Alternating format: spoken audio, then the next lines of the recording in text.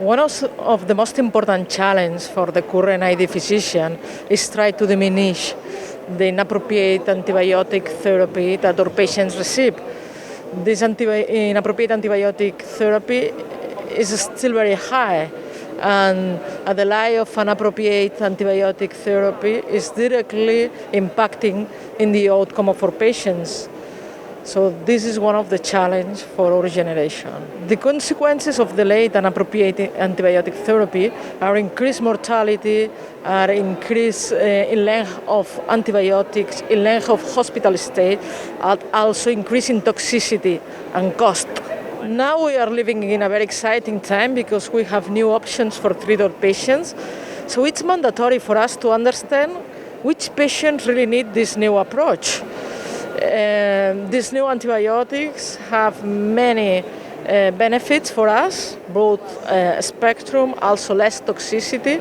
So it's our work trying to know why, when, and in which patients. I think that both new beta-lactams have a lot of evidence, not only in trials, also in real life, that they improve the outcomes of our patients with multi-drug resistant infections.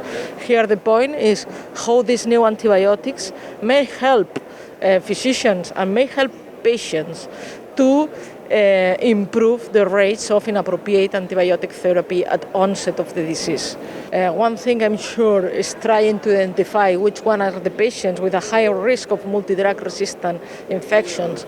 But other thing that we can keep in mind is that a selected population, such as those patients with comorbidity, with age, elderly people, also those patients immunocompromised.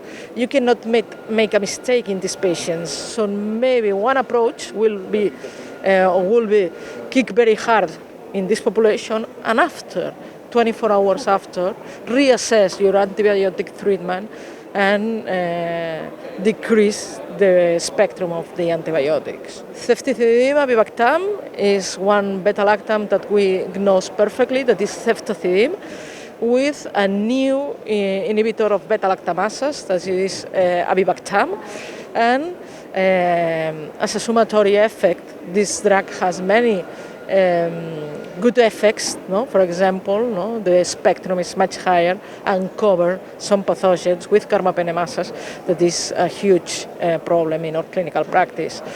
As I told you before, many clinical trials has put this antibiotic in the same level of efficacy that carbapenems, for example, and in real life, also prove that these antibiotics may be effective in many clinical situations.